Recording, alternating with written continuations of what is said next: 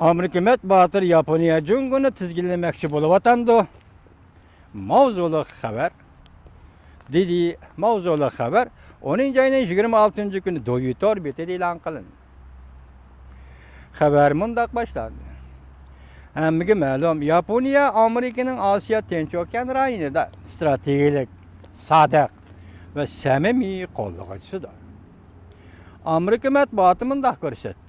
Yaponiya munosabatini tadrijiy texnik kuchaytirishni umid qilgandan tashqari, Jungoning taraqqiyotini cheklash jihatda bu davlatning siyosiy tarafdan o'ylaganlari bor. Amerikaning davlat manfaati jurnali Torbit 10-oyning 27-kuni Yaponiya Jungoni tizginlamoqchi mavzuliq maqola e'lon qilib, maqolada mundaq ko'rsatdi. Gerçi Jungo bilan ko'p taraflik iqtisodiy munosabati bo'lsa-mu, Amerika yanala yaqinqi 10 yildan beri Jungoning bosh ko'tarishini cheklaydigan siyosiy sepil qurib chiqdi. 10-oyning 27-kuni Yaponiya Jungoni tizginlamoqchi mavzuliq maqola e'lon qilib, Amerika davlat manfaati jurnali maqolada mundaq ko'rsatdi. Gerçi Jungo bilan ko'p taraflik iqtisodiy munosabati bo'lsa-mu, Amerika yanali yaqin 10 yildan beri Jungoning bosh ko'tarishini cheklaydigan siyosiy sepil qurib chiqdi. Washington burunladi do'stona bo'lmagan davlatlar deb qaragan ayrim davlatlar bilan yangidan bexatarlik munosabatni tikladiki, buning Hindiston eng yaxshi misol bo'la oladi. Amerikada aloqador taraflar hatto bir qadar aniq bir holda Beijingga qarshi turish mumkin bo'lgan ittifoqlik munosabatini o'rnatdi.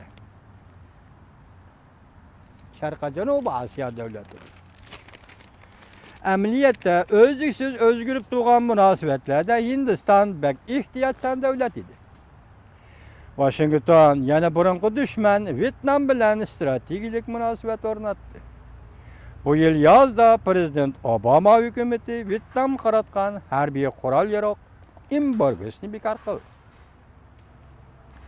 Amerika dengiz armiyasi Jinlavan portini qayta ishlatish qizg'inligini qo'zg'adi. Yoshira olmadi. Balki Amerikaning cheklash strategiyasi Washingtonning an'anaviy Sharqiy Janubiy Osiyo davlatlari bilan bo'lgan munosabatni gullantirish, kuchaytirish va kengaytirishni o'z ichiga oladi. Lekin ba'zi chog'larda bundaq tirishchanlik toza yaxshi unum bermadi. Buningga Amerikadan yuz o'rayotgan Filippin prezidenti tipik misol bo'la oladi. Boshqa chog'larda bo'lsa bu xil strategik siyosat natijaga erishdi. Bo'lib bu Koreya va Yaponiyadan iborat Amerikaning ittifoqlashtirdan aytganda shundoq unumli bo'ldi va shundoq unumga erishdi deydi Amerika nashri qilingan davlat manfaati jurnali. Tokyo Washingtonning Beijingni taqinlashtirish strategiyasiga qatnashishni orzu qilib qolmasdan, balki Yaponiya yana o'zining olamni cho'chitgidek Jungo siyosati va harakati bor.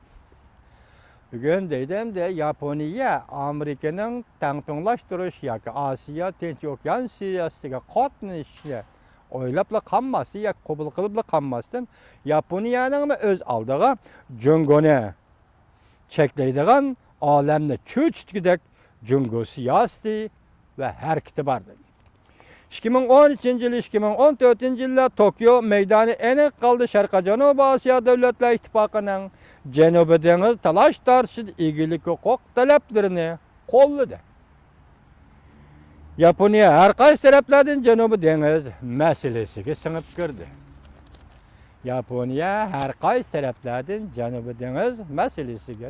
kirdi. Yaponiya harbiy parxlari Amerika dengiz armiyasining erkin qatnash qatoriga qo'shildi. Yaponiyaning bu harakati Beijingning qattiq ayblashini keltirib chiqadi.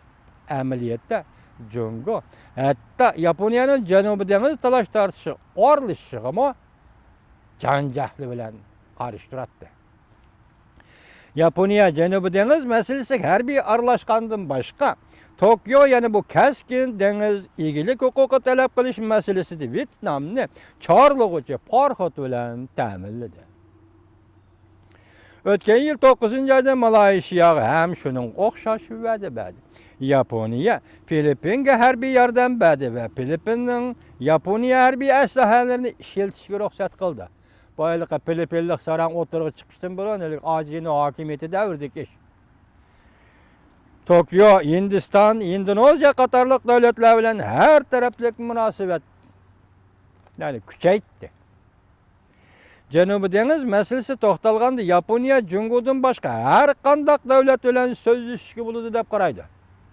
Janubi Deniz talaş tartışıda kançylygan devlet varmış, devletlerinin her kandık bilen Jungodan başka her kandık bilen sözleşişki buludu deydi. Demek Japoniya Janubi Deniz meselesi Jungo ile sözleşiş niyeti yok dedi. Hazır Jungo ensirewatkan bir mesele Tokyo'nun karniyeti.